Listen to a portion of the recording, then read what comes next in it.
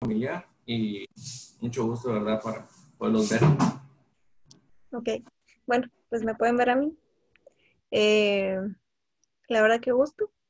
Ya solo nos falta una persona en el equipo. Y como les comentaba, eh, pues acá no se van a aburrir, van a tener bastante que hacer, pero no cosas teóricas. No les voy a dejar ensayos, no les voy a dejar investigaciones teóricas. Les voy a dejar a qué hacer, pero práctico. Entonces, el fin es que ustedes, a lo que están hoy y a cómo salgamos del curso, podamos aprender un poco más. Yo aprendo de ustedes y ustedes aprenden de mí. Eso es recíproco. O sea, cada quien aprende de diferentes formas. Entonces, vamos a empezar. Yo ahorita pues ya empecé a grabar y les voy a presentar mi pantalla. Vamos a ver.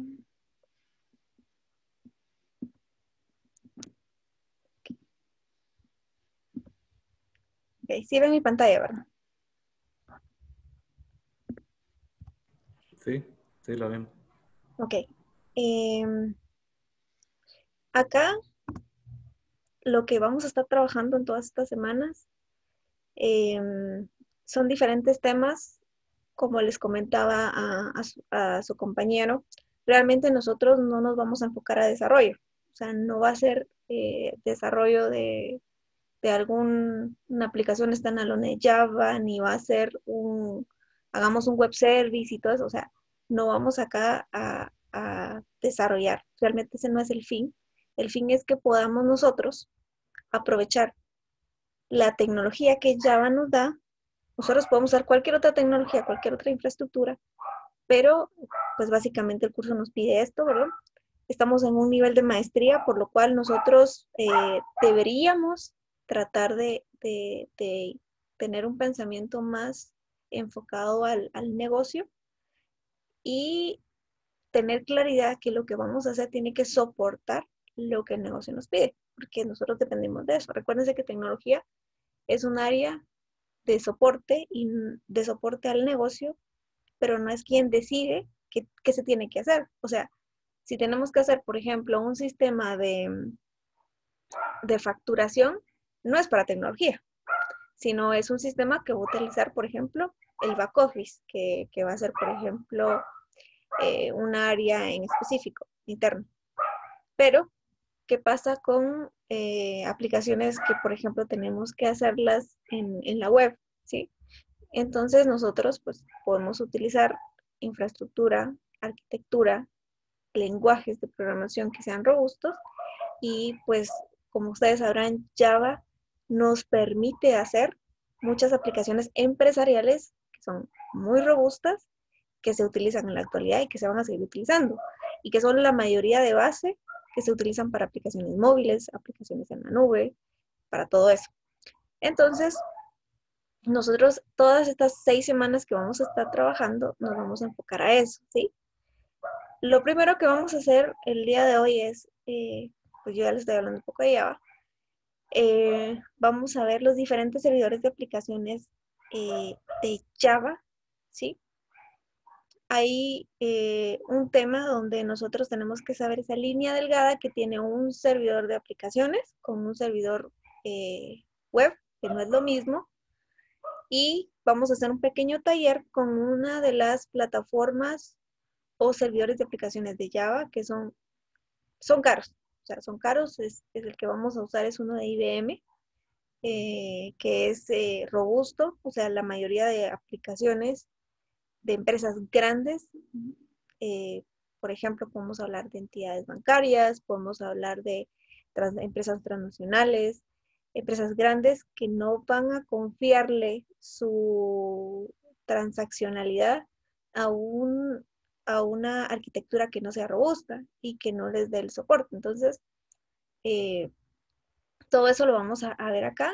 Obviamente la tendencia no es estar utilizando ya aplicaciones on-premise, sino que ya es utilizar cosas en la nube, una nube privada, una nube pública, pero eso igual es un tema también de costo, ¿sí?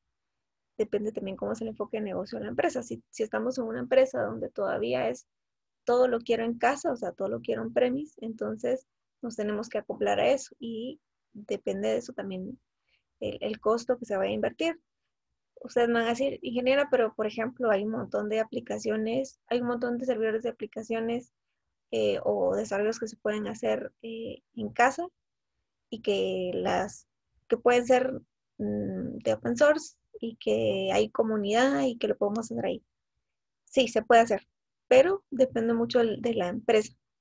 Yo como empresa no confiaría mi, mi negocio, si por ejemplo mi estrategia es ser digital, a algo donde yo sé que va a ser muy transaccional y no tengo soporte. Entonces no me voy a ir por un open source que solo tenga comunidad. Podría irme por open source si tengo por lo menos el soporte garantizado eh, o si es demasiado grande y demasiado crítico por temas de seguridad, pues voy a preferir mejor pagarle este, a una empresa que me dé este soporte y que el software que yo tengo no sea código abierto, sino que sea un código licenciado, cerrado. Eso no quiere decir que sea seguro, o sea, 100% seguro, pero por lo menos me mitiga a mí o me da seguridad de que yo estoy pagando para que todo lo que yo pueda instalar en un servidor de aplicaciones, por ejemplo, de Java, como el que vamos a ver que es de Westfield, garantice yo la transaccionalidad, porque estoy pensando en mi cliente. ¿Qué quiere mi cliente? Mi cliente quiere que siempre el servicio esté disponible, que sea seguro y que lo que me dicen que hace, haga, ¿sí? ¿Qué pasa con las aplicaciones que nosotros ingresamos a un lado y no nos funciona? Nosotros automáticamente dejamos de utilizarlo o realmente ni lo recomendamos y hemos sido, o sea, hemos sido ya nuestra tendencia de ser clientes, de poder que nuestra experiencia sea rápida. Y si lo que nos ofrecen no es rápido y seguro, eso no es funcional. Entonces, tal vez es sacarnos de nuestro paradigma, porque cuando estamos desarrollando, nosotros pensamos en, quiero desarrollar y por ejemplo, Ángel no me va a dejar mentir, él está viendo el tema de QA. Entonces, ahí lo que hacen es, bueno, yo voy a desarrollar, ya terminé y ahí se cumplí con lo que tengo que entregar y ahí está, hay que QA mire los errores y si no los mira, pues ya es problema de ellos, ¿verdad? Eh, entonces, a veces el no asegurar también que dentro de nuestro desarrollo, o sea, todo eso es parte del análisis que nosotros tenemos que hacer y de elegir bien la tecnología en donde vamos a desarrollar. Eso tal vez no les voy a decir, eso lo tiene que hacer el desarrollador, sino que ahí viene una figura muy importante que es un arquitecto de soluciones, un arquitecto de software. El arquitecto de software nos puede orientar en dónde en dónde se debe desarrollar y cuál deberían de ser ese conjunto de, ya sea de, van a decir, mira, esto hazlo en Java, esto debería ser una API, esto debería ser un microservicio, ya no hagamos un monolito, empecemos a desacoplar. Cosas así nos va a ayudar un arquitecto de soluciones que no le vamos a dejar la carga al desarrollador ni al analista, porque las tendencias ahora es que nos enfoquemos a cosas que sean reutilizables. Y esa introducción es porque en estas 6 semanas nosotros vemos servidores de aplicaciones, es la arquitectura donde nosotros vamos a implementar. ¿Y qué implementamos? Todo lo que sea web, lo hacemos ahí. Si es una aplicación standalone, no necesitamos un servidor de aplicaciones para hacerlo, pero actualmente ya no es la tendencia, a excepción de algunos sistemas donde todavía pues tenemos que tener un monolito instalado, pero no es que sea malo, sino que es funcional todavía. En la semana 2 nosotros vamos a ver servidores de aplicaciones en Docker y vamos a ver los servidores web, para qué nos sirve un servidor web y cuál es la diferencia entre un servidor de aplicaciones y un servidor web, que no es lo mismo. Vamos a hacer un taller sobre un servidor web y el servidor de aplicaciones, los vamos a unir y vamos a ver cómo es esa interacción y por qué es esa diferencia. Para acá también tienen que descargar algunos instaladores que se los voy a compartir de una vez para que los tengan de una vez. Esos son 6 instaladores, más o menos son como unos 5 gigas para descargarlos. Yo se los estoy dando a ustedes de una vez ya en una carpeta compartida en Drive, pero realmente hay que descargarlos del sitio, hay que registrarse, hay que hacer todo un protocolo que les va a quitar un montón de tiempo y creo que el tiempo no lo tenemos ahorita. Y vamos a ver un tema de alta disponibilidad, porque lo que nos permiten los servidores web es manejar esa alta disponibilidad. Hay diferentes balanceados de carga. Tenemos balanceo de carga por round robin, tenemos balanceo de carga por pesos, tenemos en round robin con balanceo de carga por pesos, y hay otros más que no los tengo ahorita en la mente. Pero eso es importante que lo sepamos, porque ya no tenemos que pensar en que mi aplicación funciona o no. Tenemos que pensar en que las aplicaciones van a ser concurrentes, y les digo yo, ¿cuántos usuarios concurrentes acepta esta aplicación? ¿Cuál es la capacidad?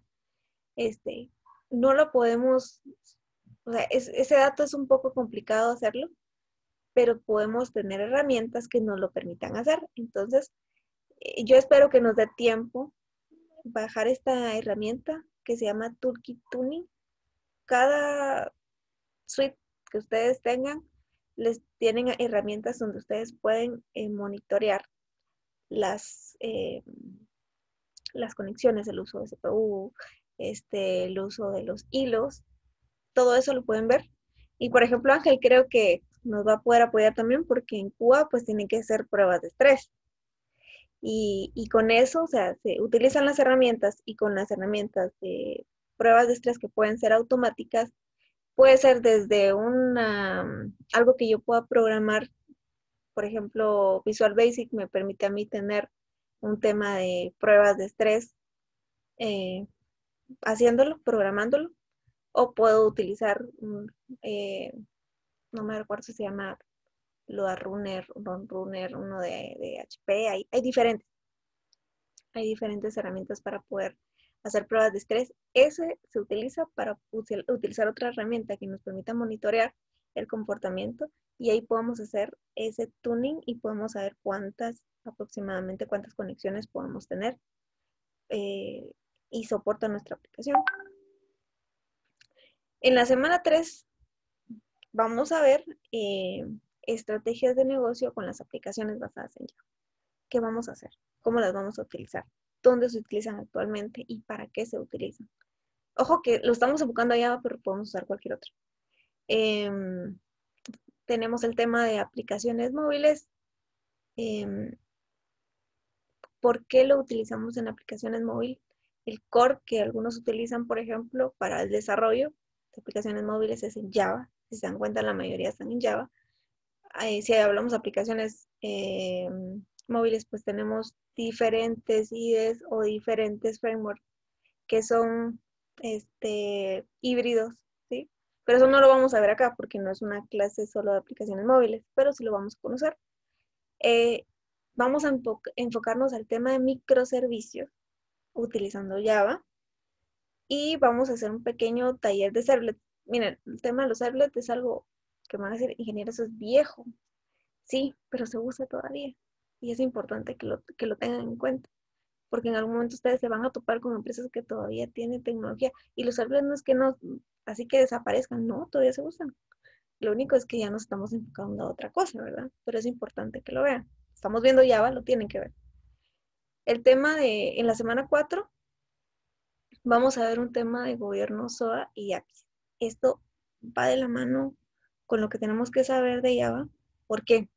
Porque nosotros, independientemente de si van a estar en desarrollo, en control de calidad, en algún área de tecnología, el tema ahí viene un tema muy importante que es el desacople. ¿Y qué es el desacople?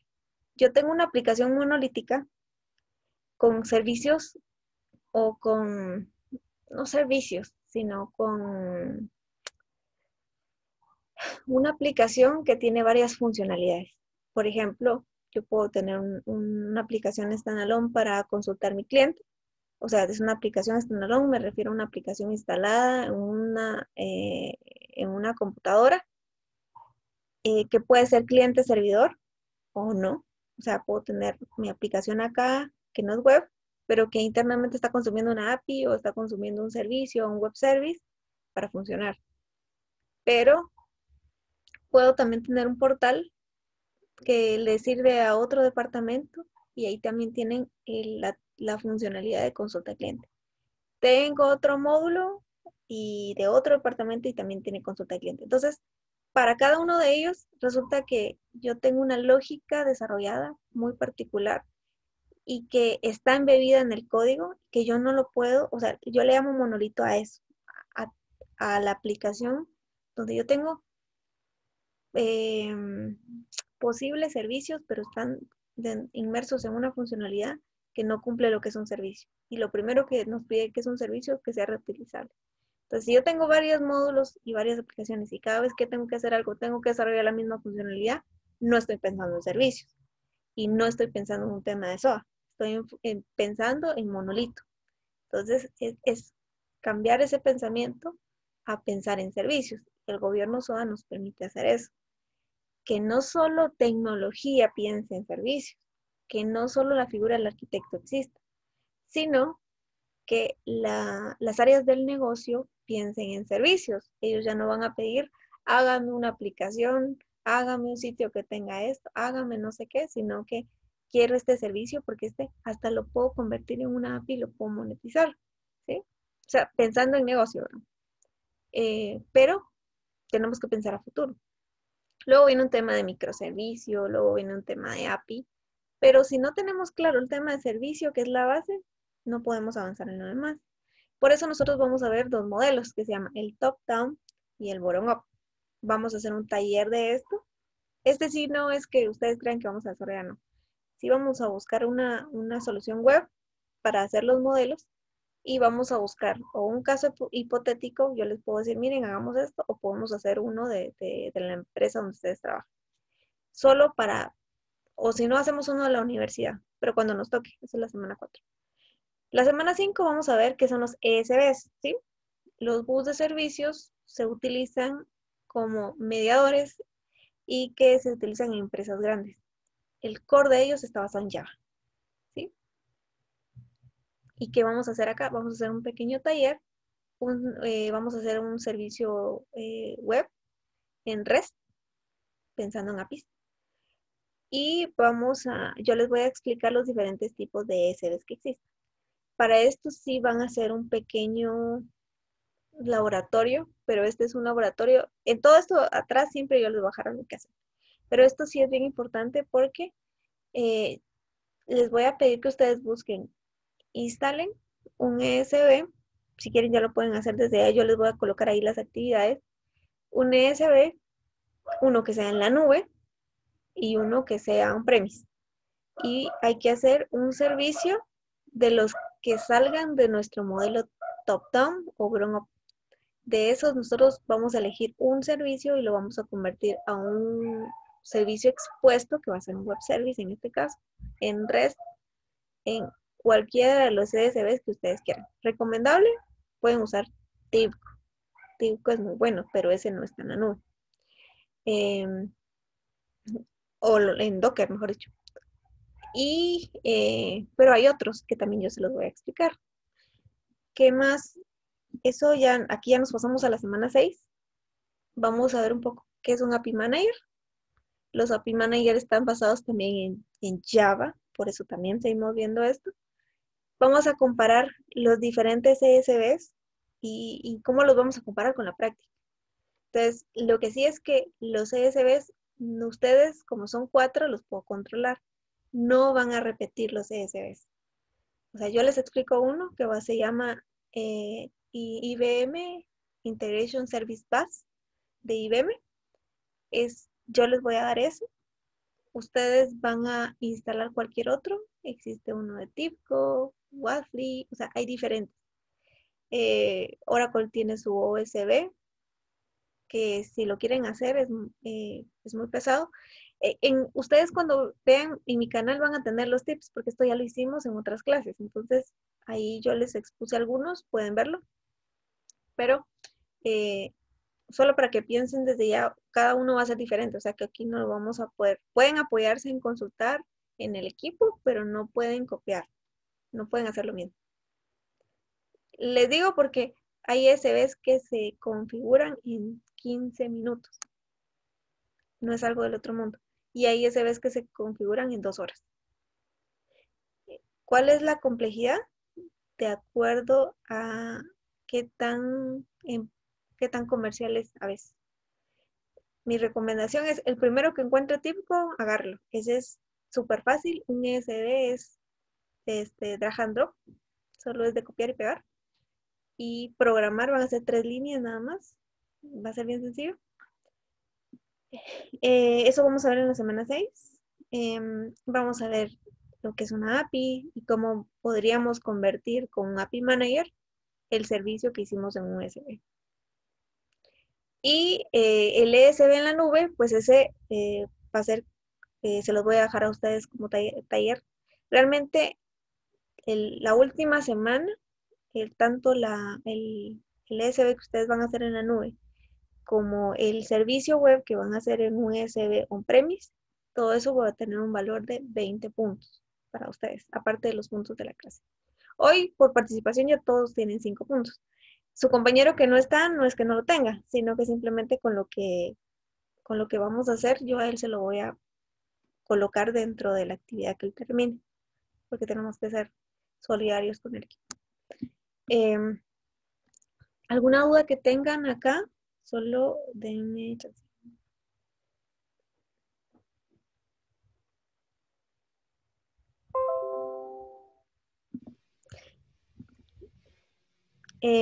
Información general del curso es, nosotros vamos a hacer, en algún momento les puedo hacer un test sorpresa, entonces, pero obviamente lo que hemos visto, y si les pregunto, por ejemplo, una pregunta, solo para decirles, como para decir que les estoy regalando los puntos, es, escríbanme cuál es el servidor de aplicaciones que vimos en clase, ¿verdad? O sea, lo tendrían que saber. Cosas que estamos viendo en la clase. Y tal vez son cosas tal vez como más, como los haría pensar en usted en su empresa, por ejemplo, basado en algún caso de estudio real, ¿cómo lo haría? ¿Ya? Con las herramientas que hemos estado viendo. Son preguntas que no son preguntas rebuscadas, son preguntas de algo que se vuelve conocimiento que usted lo van a tener en la mente.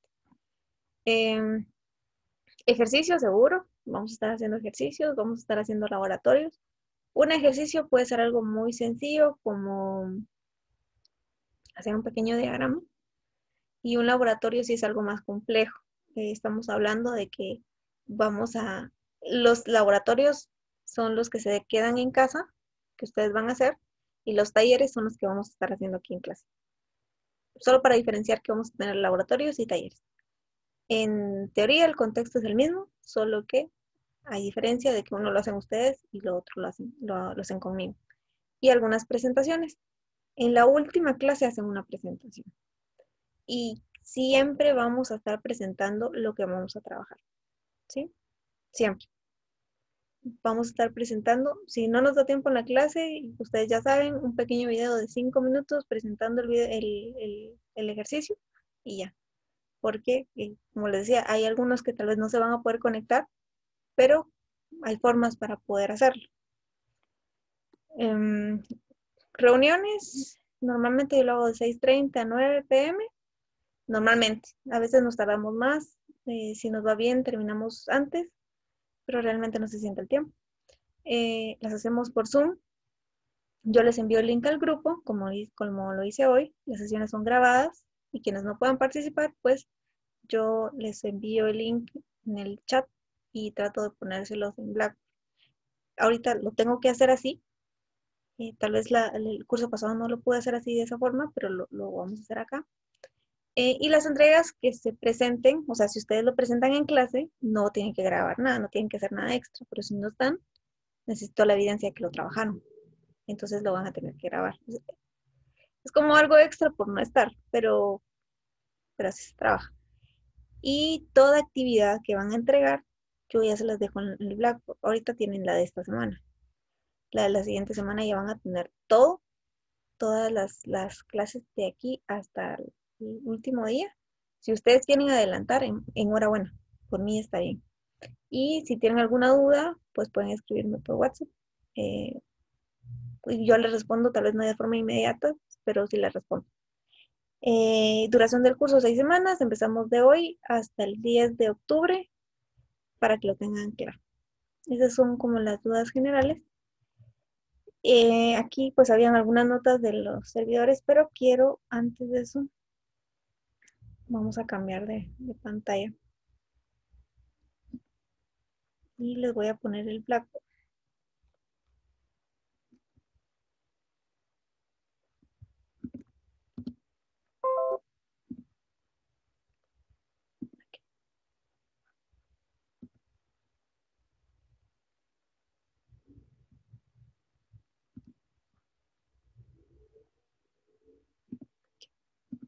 Bueno, en Blackboard nosotros pues ya tenemos el curso habilitado.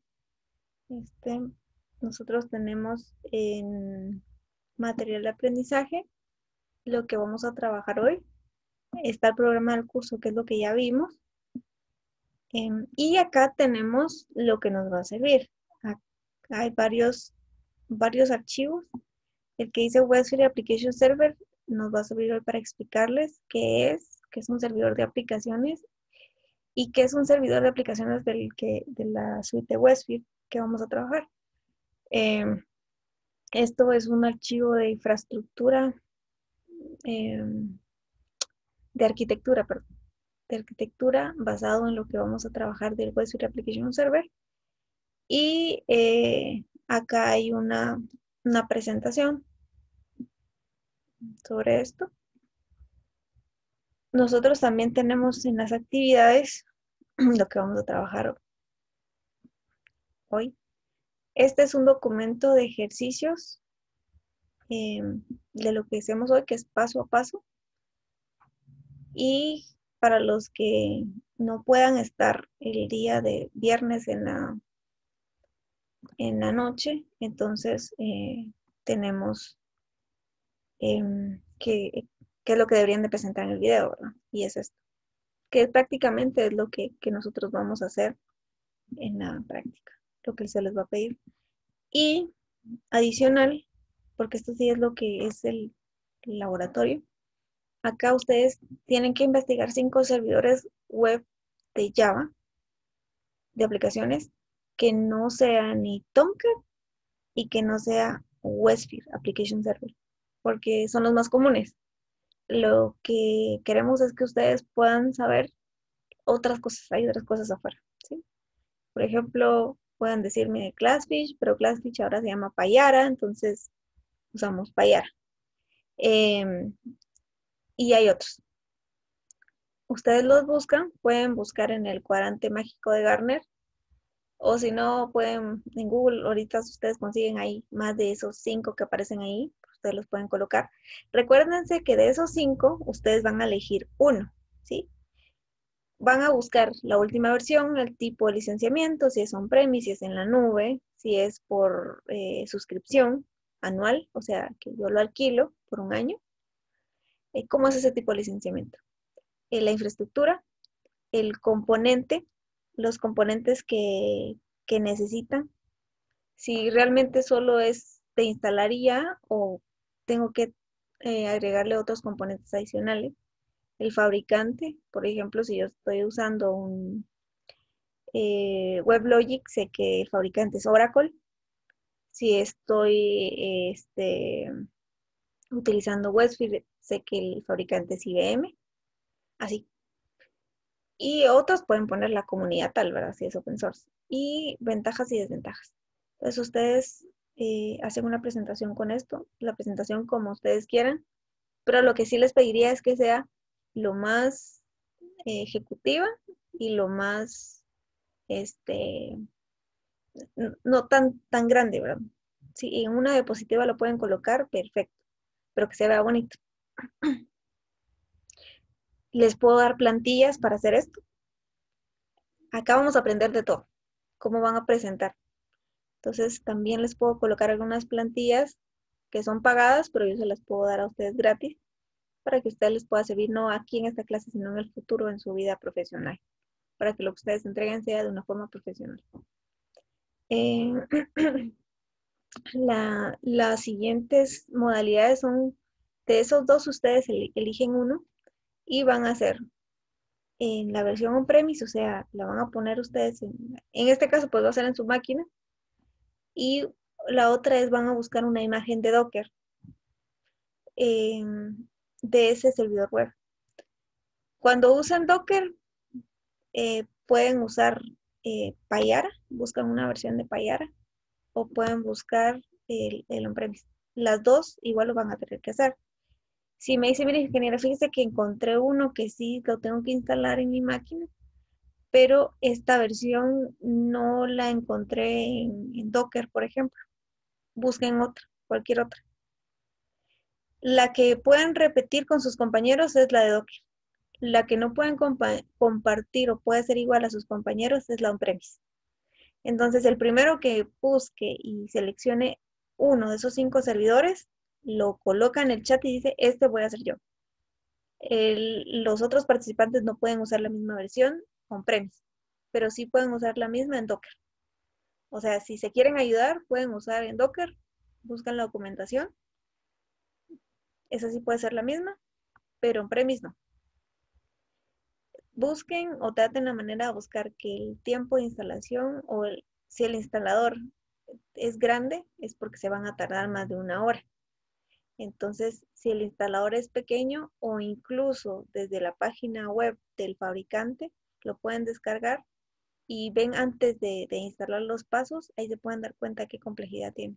Realmente hay unos que en 15 minutos ya los tienen. Y no diciendo en Docker cuánto tiempo se van a tardar menos de ese tiempo. Pero es para que salgamos de nuestra zona de confort. ¿Qué vamos a hacer? Como dice acá, instalar un servidor de aplicaciones a su elección, -was y no Tomb. Y en Docker buscar la imagen del mismo servidor y si no existiera, cualquier otro. Y aquí les coloqué unos ejemplos. No necesariamente solo estos existen, ¿verdad? Yo les coloqué aquí Oracle, WebLogic, Payara, Glassly. Está JBoss, que es Wi-Fi, si no estoy mal, que ahora se llama así, que últimamente han cambiado, han innovado. ¿Cuándo lo van a entregar? Lo van a entregar el sábado 12. ¿Qué van a entregar? Van a entregar el documento de pasos y la presentación. Eso lo van a subir. Pero ¿cuándo lo vamos a ver? Va a ser la siguiente semana. Porque así ustedes tienen tiempo para hacerlo bien. Y el viernes, recuérdense que lo que vamos a hacer es nuestro taller. ¿Sí? Entonces, la presentación en clase la vamos a hacer la siguiente clase, que no va a ser el 12, sino que va a ser el 18. El 18 van a presentarlo, pero obviamente ustedes el día 12, ustedes ya lo tuvieron que haber hecho. O sea, si me presentan algo el 18, pero no me enviaron nada el 12, ni se molesten porque lo tuvieron que haber entregado en esa fecha. Bueno, con respecto a esto es lo de las actividades en Blackboard que tenemos ahorita. Y pues ahorita pues ya nos vamos a ir a la clase. Y vamos a ver un poco de los diferentes servidores de aplicaciones. Ahorita les voy a mostrar.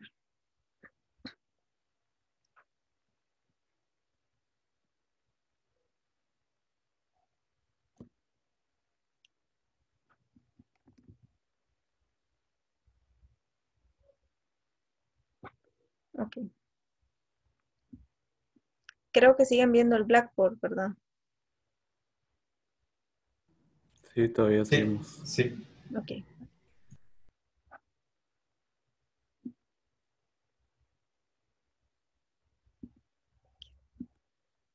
Ok.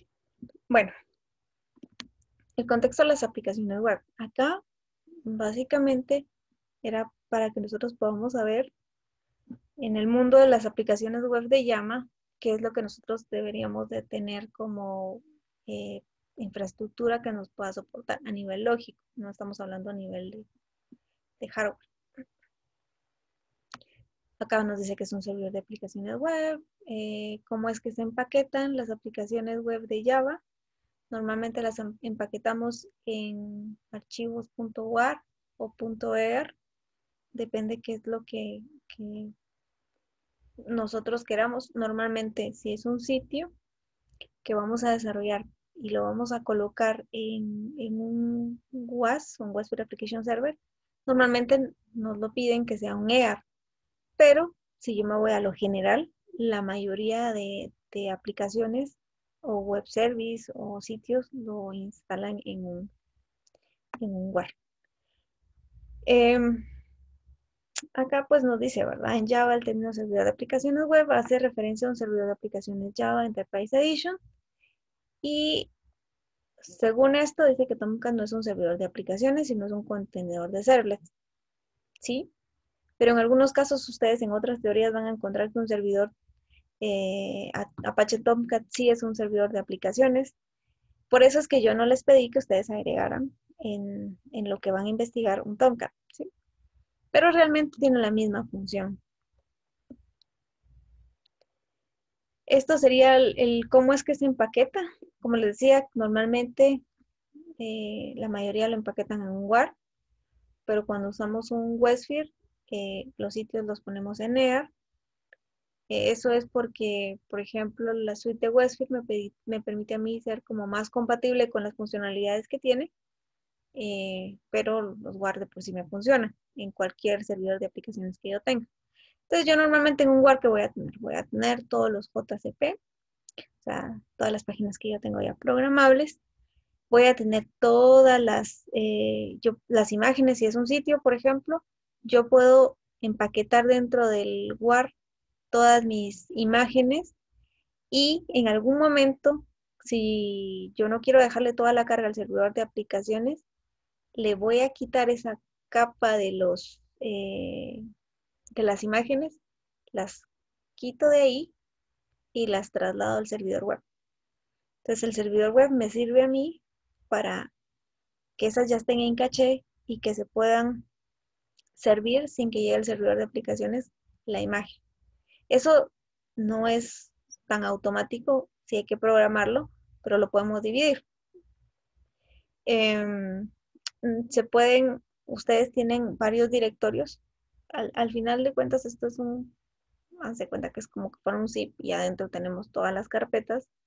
En la lógica que los servidores de aplicaciones las leen. Y en el archivo web XML, por ejemplo, normalmente nosotros vamos a colocar cosas muy particulares como las conexiones, como los puertos, cosas que nosotros necesitamos que sean parametrizables dentro de nuestro empaquetado. Y vamos a tener pues todas las clases de Java en un solo segmento, nuestras librerías y todo lo que necesitamos que se desplieguen a la hora de que nosotros hagamos el empaquetado desde nuestro IDE que estamos desarrollando. Por ejemplo, acá tenemos toda la estructura basada en un Tomcat. La mayoría de servidores de aplicaciones son similares. Por ejemplo, cuando instalemos el servidor de WAS, se van a dar cuenta que hay carpetas muy particulares, donde, por ejemplo, nosotros en el Web Apps pues, podemos tener todas las instalaciones de las aplicaciones. El Web Apps es como decir un servidor de aplicaciones particular. Yo puedo tener dentro de un mismo servidor varios Web Apps, o sea, varios servidores de aplicaciones, y después los puedo balancear. Y esto es porque estoy pensando en tener una alta disponibilidad a nivel vertical. Eso quiere decir que lo tengo dentro de un mismo servidor y estoy aprovechando el recurso. Pero eso me da alta disponibilidad a nivel de que falla uno, pero si falla el servidor, todo falla, ¿verdad? En la carpeta BIM, por ejemplo, pues tengo la mayoría de configuraciones que yo puedo hacer y de algunas funcionalidades que me permiten a mí poder administrar el tema del servidor de aplicación.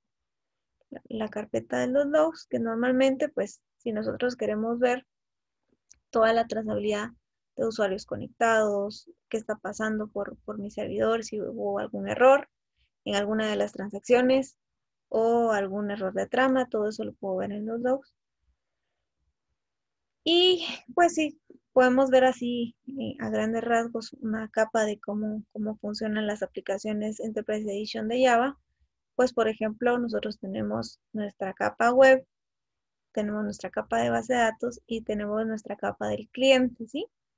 Que como dice acá, podemos tener aplicaciones, aquí sí estamos hablando de aplicaciones standalone, que están instaladas en una máquina, en un equipo, que son una aplicación como que fuera Windows, pero que consume algún servicio web, o podemos tener una aplicación que sea una página web que me consuma internamente a mí alguna página o algún servlet en la capa que yo tengo web de Java Enterprise Edition, y pues tengo mi capa de base de datos que en algún momento o yo voy directamente a consumir un servicio que también va a una base de datos o un servicio externo, o puedo consumir la base de datos directamente.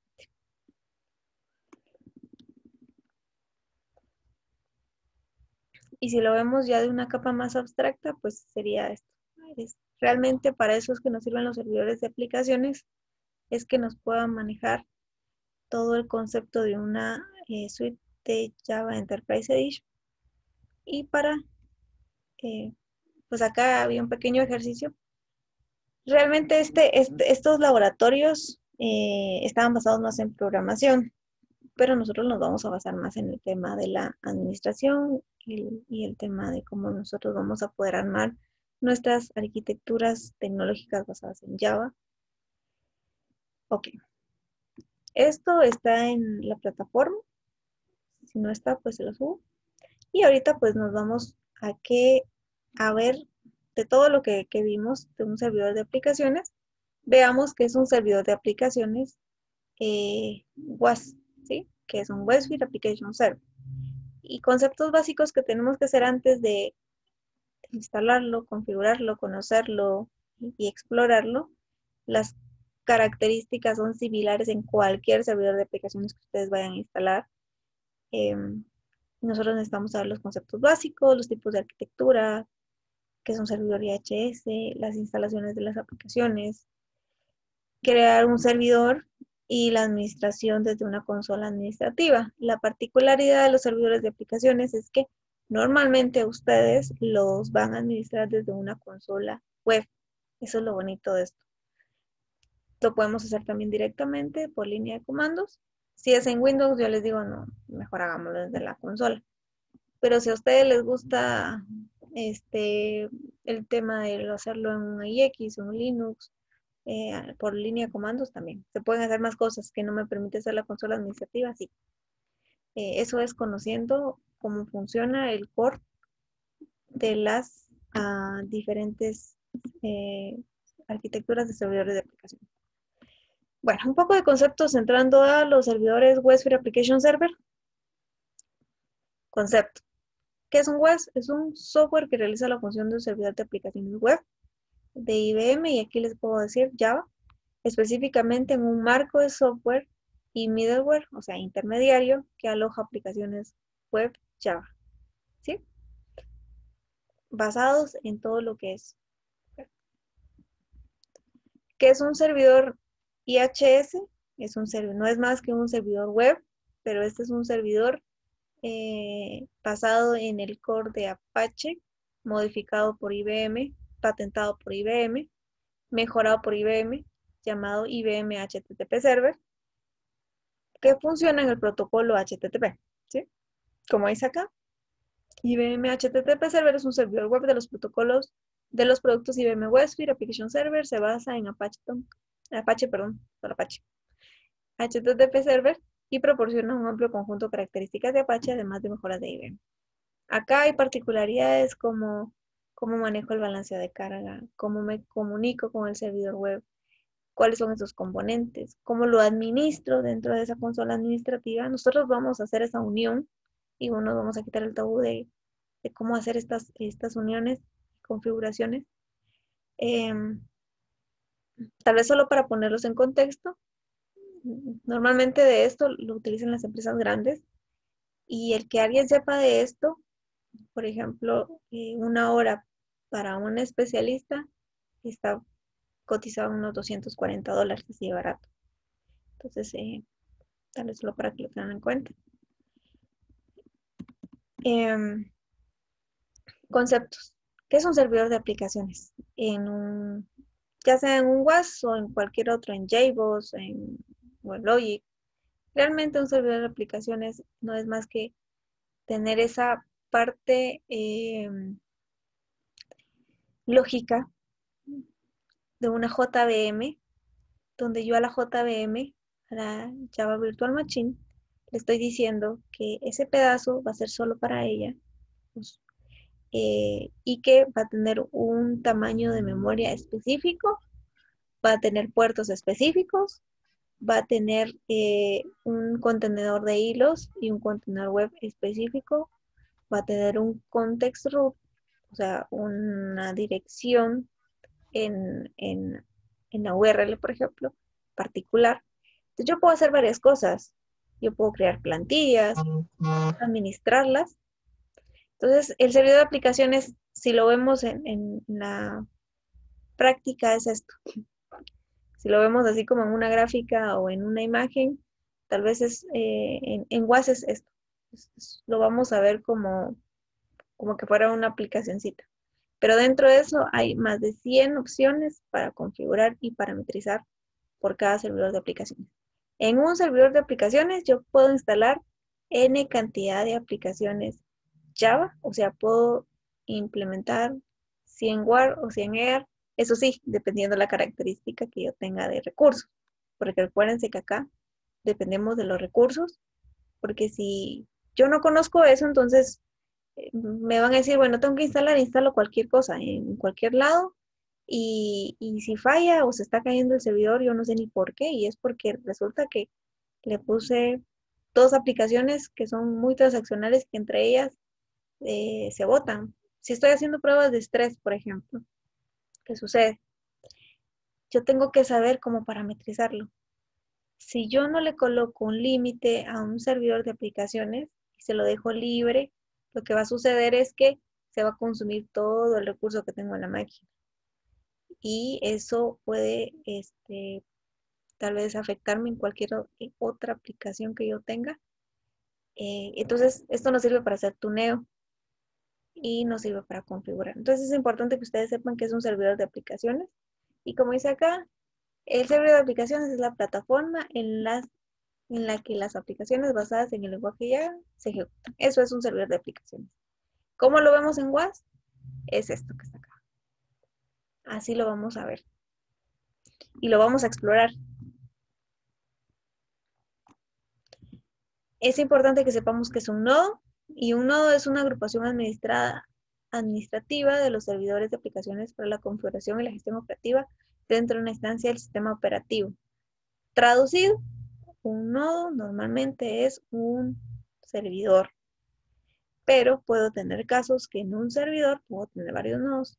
No es recomendable, pero lo puedo hacer. ¿Qué es un agente de nodo? Pues el agente de nodo no es más el que me permite a mí administrar el nodo de una forma más fácil hacia la consola administrativa para hacer despliegues. Y estos despliegues, ¿de qué estamos hablando de despliegues? Estoy hablando de los despliegues de las instalaciones de las aplicaciones de Java en el servidor que yo necesito. Pero yo necesito tener a un agente o algo intermediario que me permite a mí hacer eso, a la hora de que no necesariamente tengo que ir a instalar a uno de los servidores. Cuando tengo un servidor, pues no hay problema, pero cuando ya en una arquitectura tengo 32 servidores, eso ya no es factible, lo tengo que hacer desde un solo lugar y para eso utilizo un agente de nodo, que es el que me permite administrar. Importante saber qué es una celda. Una celda, cuando tenemos una versión de servidores grandes, en una versión de Deployment Manager, tiene sentido porque yo tengo más de un nodo, más de un agente de nodo, y yo quiero agruparlo. Yo puedo tener en cantidad de celdas, pero la celda lo que me permite a mí es lo siguiente, que yo pueda crear clústeres. Si yo tengo varios nodos y dentro de esos nodos varios servidores, esos servidores puedo convertirlos en un clúster, no importa en qué ubicación estén, y puedo agruparlos porque están dentro de una misma celda, pero yo no puedo agrupar un clúster con nodos de otra celda. Es un tema de arquitectura y lógica de cómo funciona esto. Y el agente administrativo es un componente que proporciona capacidades de mejora en la gestión de múltiples servidores de aplicaciones standalone. Nosotros vamos a instalar una versión que es standalone, o sea, una versión simple, una versión que la celda trae su nodo, trae su agente de nodo y trae su servidor. Pero yo no puedo crear más servidores adentro. Entonces, cuando yo tengo esa arquitectura, resulta que empecé así por tema de licenciamiento, pero la empresa empezó a crecer y no puedo cambiar la aplicación que está ahí porque es súper crítica. Entonces, yo puedo tener un agente administrativo que vaya a esa celda va con su nodo, ese nodo va con su servidor de aplicaciones y yo ya luego los veo como que fueran uno integral. Como les decía, esto es abstracto, pero cuando lo veamos en la práctica va a ser más fácil. Esta es una arquitectura básica en una versión Deployment Manager. Una versión Deployment Manager es una versión ampliada. Es como un tipo de arquitectura que podemos comprar. Al final, si yo adquiero una versión Deployment Manager, voy a pagar mucho más que una versión simple. La versión Deployment Manager básica es que yo tengo 2 agentes de nodo. Esos agentes de nodo, como ven, están dentro de un nodo. Y yo puedo decir que este nodo es un servidor y este es otro servidor. Servidor me refiero al host o a un, digamos, servidor en Windows 1 y servidor Windows 2. Si estoy hablando en tecnología de LPARS de AIX, este es un AIX y este es otro AIX. Estoy hablando en Linux, igual este es un servidor Linux y este es otro servidor Linux. Acá nosotros tenemos aplicaciones, servidores de aplicaciones, varios servidores de aplicaciones. Aquí no hay un tope, puedo tener N cantidad de servidores. Y si se dan cuenta, todo está basado en una celda. Esa es una arquitectura normal de un deployment manager. Eso sí es importante que lo sepan. Vamos a hablar un tema de perfiles. Cuando nosotros hagamos la instalación del WAS, nos va a decir, cree su perfil. ¿Y qué es un perfil? No es más que una carpeta, un conjunto de carpetas que nos van a servir a nosotros para poder instalar e identificar dónde tenemos que configurar. Y en el perfil vamos a encontrar la carpeta bin, que era lo que les decía que es igual en cualquiera de los servidores de aplicaciones. Vamos a tener una carpeta que dice installer app, es donde van a estar todas las aplicaciones que ya están instaladas. Supongamos que, resulta que yo ya instalé, y para instalar en mi empresa es un protocolo, suponiendo que es un caso de emergencia, o sea, no es que nos saltemos lo que realmente hay que hacer, hay que seguir los pasos. Pero nos saltamos, o sea, hay un incidente de emergencia y resulta que identificamos cuál es el JSP que me está dando problema, ¿sí? Entonces, yo ya lo tengo identificado y resulta que era una línea de código la que no me permitía en una funcionalidad en particular. Pero para que yo no tenga que detener la producción, yo puedo venir y agarro ese JSP y voy a aplicaciones instaladas, le doy doble clic, busco el paquete y me voy hasta la carpeta donde está, por ejemplo, el JSP que tengo que modificar, lo reemplazo y ya podría empezar a trabajar. Digamos, o sea, no es que sea una buena práctica, pero por ejemplo tenemos que conocer para poder manejarlo. Tenemos que conocer dónde están los binarios, conocer los logs. En este caso, los logs voy a tener de todos los servidores de aplicaciones y de todas las aplicaciones. Normalmente en WAS hay dos logs importantes. Esto es muy importante que lo sepan. Está el System Out, que es donde pasa toda la transaccionalidad. Y está el System Error, que normalmente ahí se van todos los errores que no tienen excepción y que nos pueden dar una métrica de algún incidente. Por ejemplo, si hay un error de memoria, lo vamos a ver ahí. Si hay un error con algún servlet, lo vamos a ver ahí. Y nosotros, recuérdense, esto es importante, no solo con esto, sino con cualquier tipo de aplicación administrativa que ustedes vayan a hacer o servidor de aplicaciones, es que ustedes deben de tener un log lo más necesario posible, porque esto les va a llenar el, el file system o la unidad que ustedes tienen. Importante también que configuren, si les sirven los logs, o sea, si están en un ambiente de pruebas, puede ser de que solo necesito saber las últimas trazabilidades. Puedo ampliarle el tema del log o puedo disminuirlo y puedo generar un borrado automático de archivos y que para que no tenga ese problema de que si se pasa de cierta cantidad me va a topar el file system y peor en ambientes productivos, entonces lo que debería hacer es colocar una política de que si a los 5 archivos con 20 megas o 10 megas, reinicie y recicle. Eso depende mucho de qué tan importantes son los logs. Los logs son importantes, entonces lo que yo haría es, tengo otro proceso que cuando encuentre un archivo que tiene un nombre en particular, porque ya no estoy escribiendo el log, lo voy a ir moviendo. Entonces no importa que el sistema me los esté borrando, porque yo sé que yo ya tengo copia de esto. Este es otro tipo de arquitectura, Network Deployment, un poquito más ampliada. Aquí estamos hablando de un manejo de un clúster y un manejo de balanceo de carga. Ok, ¿por qué? Porque yo puedo tener un clúster de una celda con diferentes nodos, ¿sí? Entonces, por ejemplo, si se dan cuenta, aquí tengo una celda y tengo dos nodos, el nodo Y y el nodo X. El nodo X tiene 2 servidores de aplicaciones y estos servidores de aplicaciones tienen 2 aplicaciones cada una instaladas. Y el nodo Y, pues solo tiene un nodo y solo tiene, pues, un servidor.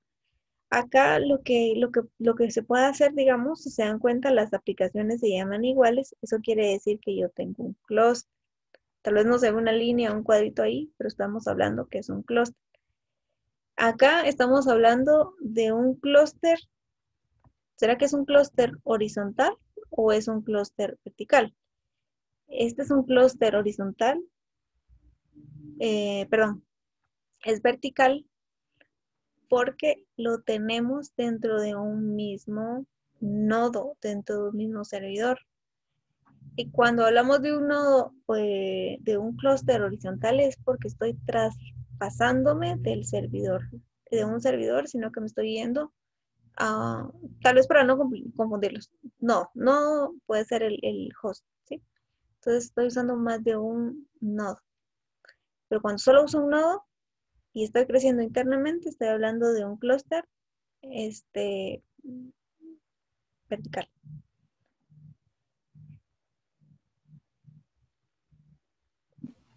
Ok, sigamos. Conceptos importantes, que es un clúster. Conjunto de servidores de aplicaciones lógicos, ¿sí? Lógicos. Yo puedo tener un clúster y puede ser que sean servidores físicos o también puedo tener servidores virtuales, pero al final yo puedo tener en un servidor de aplicaciones de Java, normalmente es un conjunto de servidores de aplicaciones lógicos, nada más, que tienen instaladas las mismas aplicaciones. Si yo hago un clúster no de la aplicación, hago un clúster del servidor.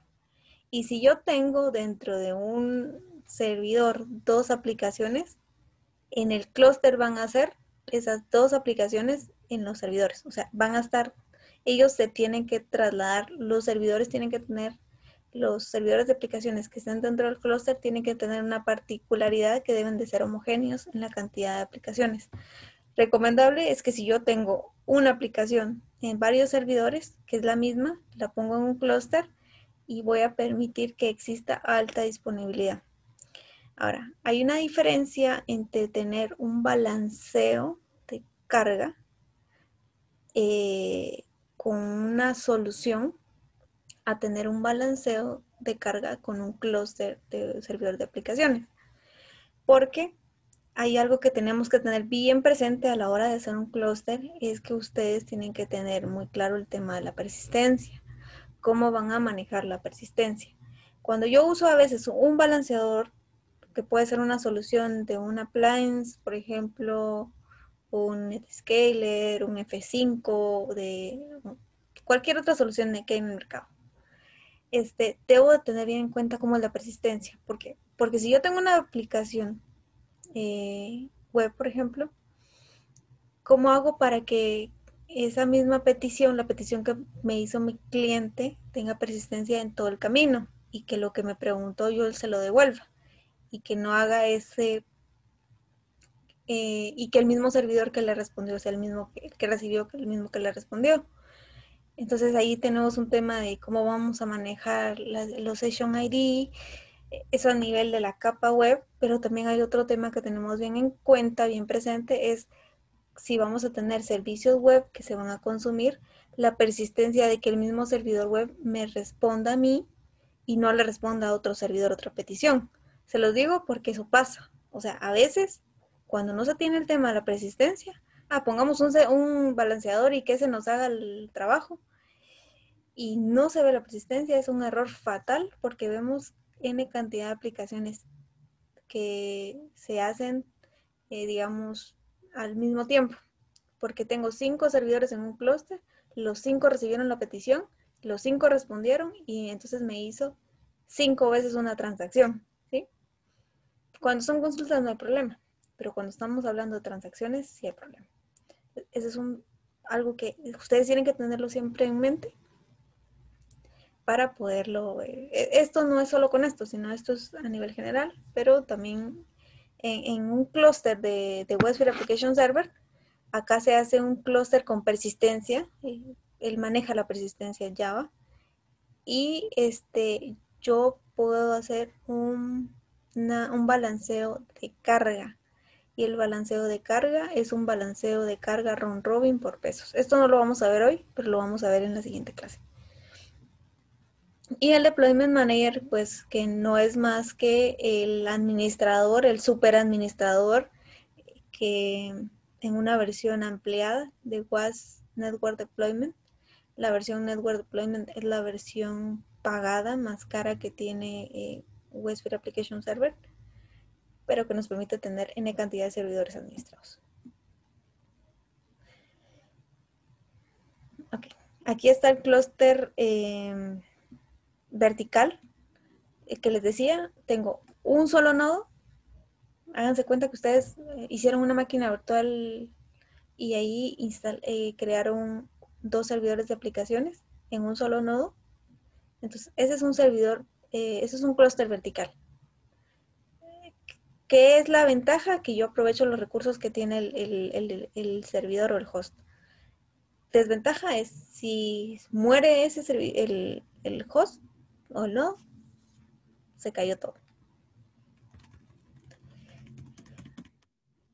Y el horizontal es, tengo 2 nodos, 2 hosts, y tengo un servidor de aplicaciones en uno y otro servidor de aplicaciones en uno. Hago el clúster, las mismas aplicaciones se apoyan entre sí.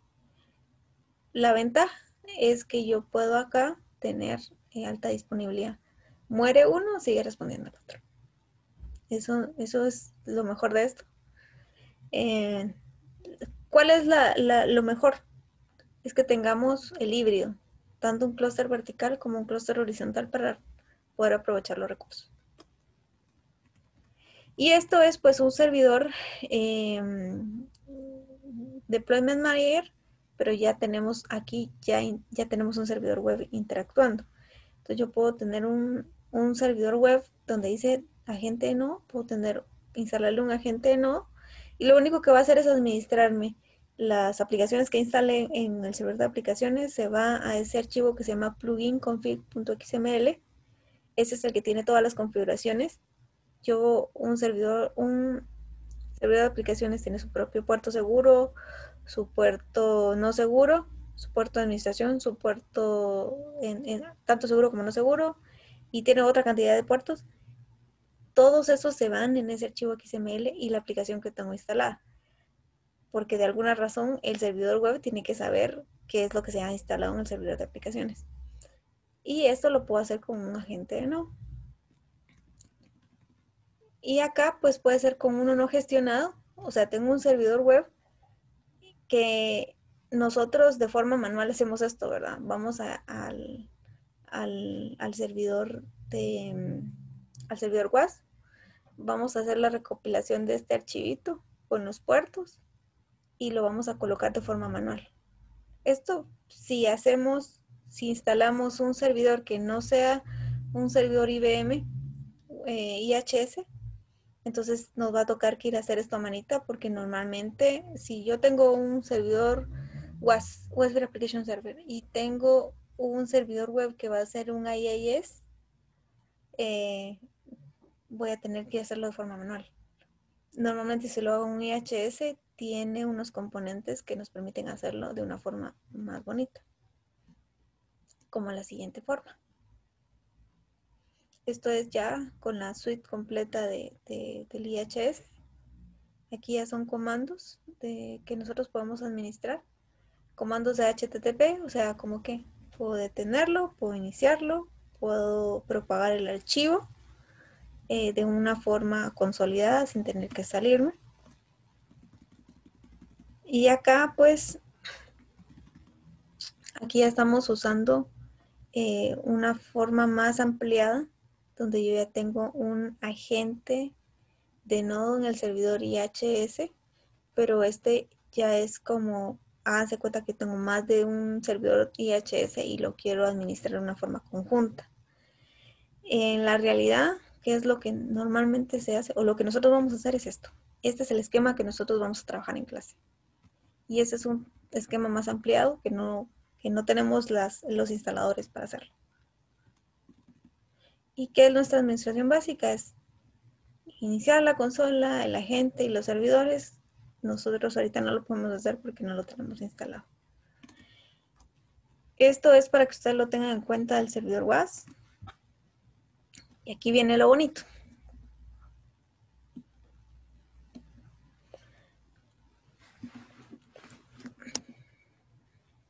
Ahorita les voy a mostrar.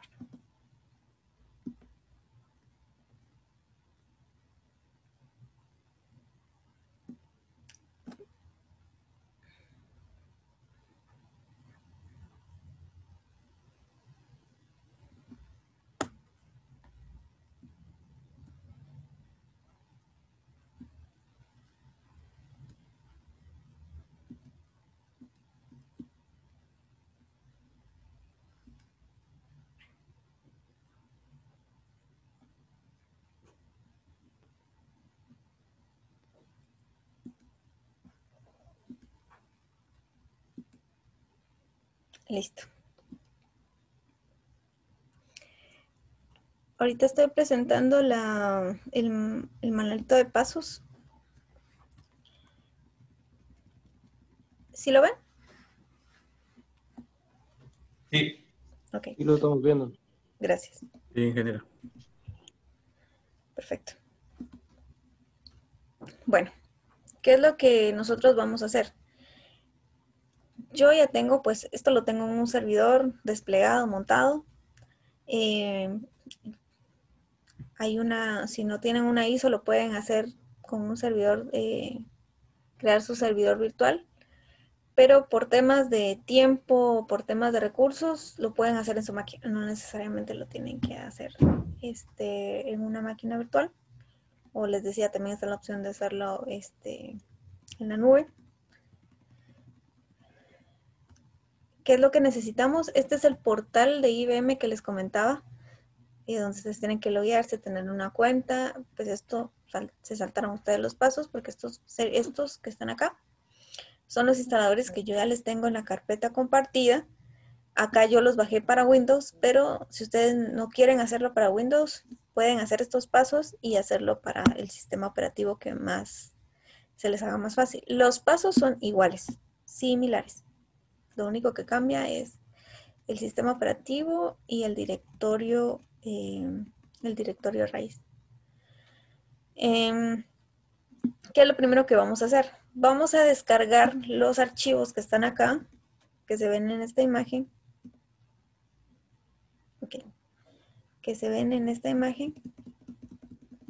Estos son los que nosotros en el link que yo les compartí van a encontrar 4.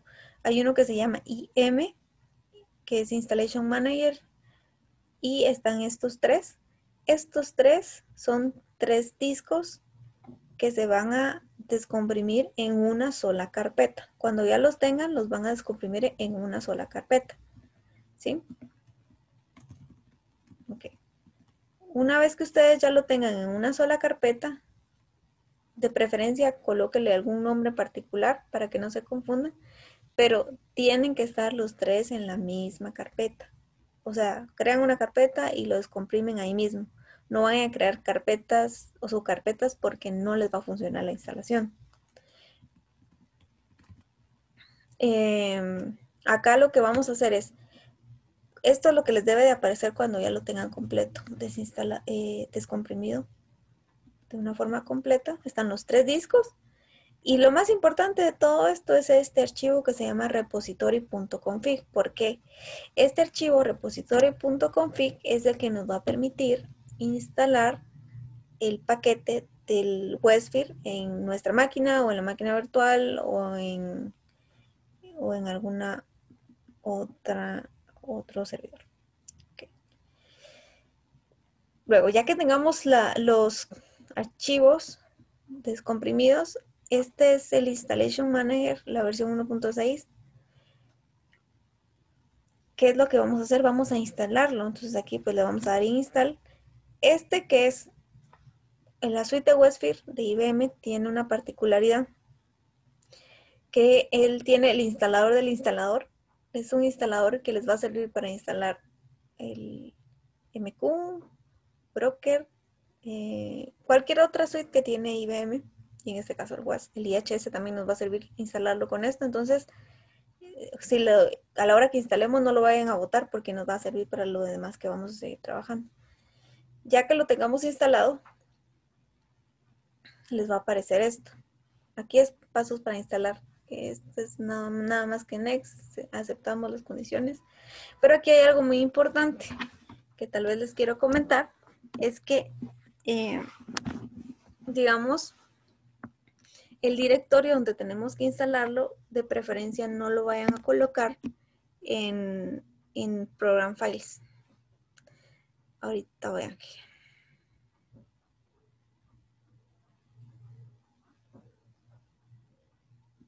Aquí lo que les comentaba es que es importante que no lo instalemos en Program Files. Lo vamos a instalar, si quieren, diga de una vez IBM Installation Manager Eclipse. Hay algo que tenemos que también tener en cuenta. En temas de seguridad, normalmente los fabricantes nos dan un estándar para poder instalar. Pero en temas de seguridad tenemos que pensar cómo piensa, digamos, adelantándonos, un hacker, por ejemplo. Conoce normalmente que nosotros hacemos instalaciones por defecto. ¿Y cuáles son esas instalaciones por defecto? Instalamos donde el fabricante nos dice, por buenas prácticas. Eso está bien, porque nos da una medida o un protocolo para hacerlo. Pero lo que sucede es que a veces es contraproducente. Entonces, tenemos que tener ese equilibrio, ¿verdad? Entonces, lo mejor es que los binarios los instalemos en una carpeta que no sea por default, por ejemplo, acá en Program Files, sino pongámoslo en otro lado. Y por lo regular podría ser solo C y IBM Installation Manager Eclipse. Le quitamos el Program Files. Bien. Ok. Ya que lo instalamos en una versión en inglés. ¿Cuánto vamos a requerir? Son casi 230 megas. Entonces, no es mucho. Una vez que ya lo tengan, ahí les dice mostrar a la hora de finalizar. Entonces, ustedes aquí ya tienen el Installation Manager. Este es el Installation Manager. Acá, ustedes vamos a instalar. Y para instalar, nosotros nos vamos a esta pestañita que dice File. Más adelante se los voy a mostrar. Ahorita solo les estoy mostrando los pasos. Nos vamos a File y en File nosotros vamos a agregar, nos vamos a Preference y en Preference vamos a seleccionar el archivo properties.config.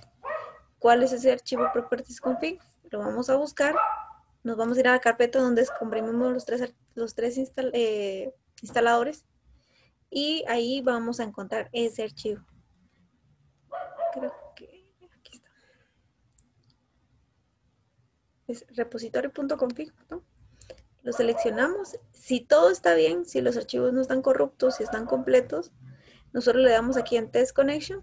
Y en Test Connection nos tiene que decir que todo está correcto. Si todo está correcto, le damos Apply.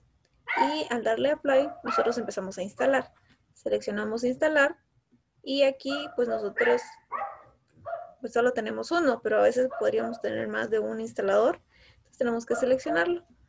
Acá es la versión que ustedes van a instalar, es la versión 8.5.5.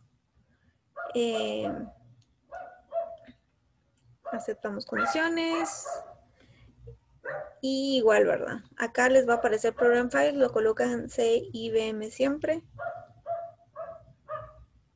Les va a pedir dónde vamos a instalar los binarios del WAS, del WebSphere Application Server, lo vamos a colocar acá.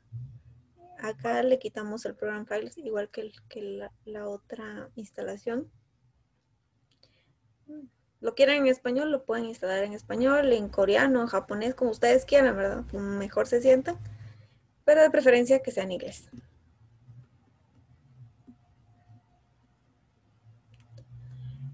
¿Qué es lo único que nosotros no vamos a instalar de acá? Obviamente es la versión del SDK de 32 bits, porque estamos en 64 bits.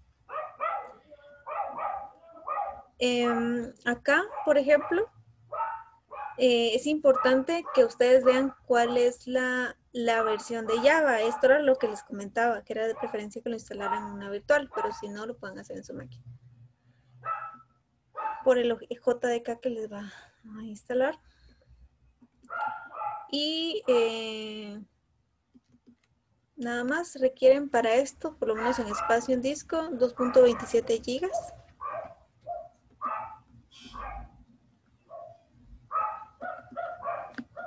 Si todo está bien, entonces proceden a instalar. La instalación no les lleva más de 15 minutos, exagerando, tal vez 5, no es mucho. Les va a quitar más el tiempo el descomprimir y descargarlo. Y acá, importante, nosotros tenemos que crear nuestro perfil, y si se recuerdan, un perfil no es más que es una carpeta, y la carpeta pues la vamos a crear a mano, acá. Una pregunta, ingeniera. ¿Sí? ¿Eso lo tenemos que tener instalado todo para la próxima clase o ahorita mismo? Una pregunta. Digamos, ahorita solo les estoy mostrando lo que vamos a trabajar, era lo que les comentaba, que nos íbamos, si ustedes querían, nos podemos reunir hoy en la noche para hacer esta instalación. Si ustedes no pueden hoy, nos podemos reunir el lunes, cuando ya tengan esto descomprimido y lo hacemos, o sea, lo quiero hacer con ustedes paso a paso. Entonces, esto lo podemos hacer. Ahorita no lo pueden hacer porque no sé si ya tienen descargado los 4 instaladores. Porque si ya los tienen, empezamos de una vez. No, yo aún no los tengo. Digamos que ese sería como el prerequisito. Si ya lo tienen, yo les diría, lo podemos hacer hoy en la noche. En media hora hacemos la instalación y esto pues ya no se lo quitan de lo que tienen pendiente y lo terminamos de una vez. Pero la premisa es que tengan los instaladores antes. Sí, ahorita no. Ahorita va a ser complicadísimo que lo podamos hacer. Pero solo les estoy mostrando y explicándole por qué estamos haciendo estos pasos. O sea, cada uno de estos pasos tiene un porqué. Aquí, pues nosotros creamos nuestro perfil. Aquí yo me salí de la herramienta y lo volví a llamar, pero es lo mismo. Creamos un perfil. El perfil es el conjunto de carpetas binarias que tiene WAS para crear un servidor de aplicaciones. Elijo un servidor de aplicaciones. La versión simple que nosotros vamos a instalar o standalone es únicamente un servidor de aplicaciones, trae un nodo y un nodo trae una celda. Pero no puedo tener más de un servidor de aplicaciones dentro de este nodo porque es una versión simple. Si no, necesitaría un Job Manager, que es el que me sirve para administrarlos todos en conjunto. Porque esta es una versión, la versión más simple que tiene el WASP. Nosotros vamos a instalar de una forma tradicional, típica. La avanzada es cuando nosotros tenemos una versión de Deployment Manager. Importante que le vayamos a colocar las credenciales y le activemos la seguridad. Y acá, ustedes a la hora de hacer esto, deberían de colocarle WASP, el código que tienen de alumnos. Bueno, podemos colocarle WASP y sus iniciales mejor. Y el password puede ser el carnet que ustedes tienen. Carnet sin guión.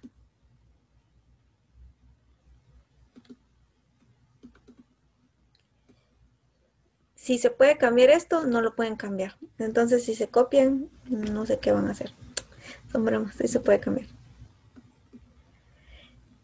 A la hora de instalar, aquí nos dice todo, dónde están los binarios, el espacio requerido, el nombre del app server, el nombre de nuestro nodo, el host, si está activa la seguridad, y si nosotros queremos, después nos dice así que al finalizar queremos que se activen los siguientes pasos. ¿Y cuáles son los siguientes pasos? Nos dice iniciar servidor, detener servidor, instalar un servidor. Todas esas opciones nos las permite, pero lo que vamos a hacer nosotros, le decimos que finalice y luego nos vamos a los binarios y de forma en el CMD activamos el servidor de aplicaciones, y al levantarlo en la carpeta log, que aquí está el perfil, la app server, el perfil, el servidor de aplicaciones y los logs. Aquí me dice toda la información que en algún momento se me pudo haber ido. Aquí está el puerto de la consola administrativa, el puerto seguro, el puerto HTTP del servidor de aplicaciones, el puerto HTTPS, el Bootstrap y todos los puertos que me pueden servir. Y para ingresar, ingreso. Hasta aquí llegaría el laboratorio que nosotros tendríamos que hacer hoy. Y aquí ya ingresamos a la consola.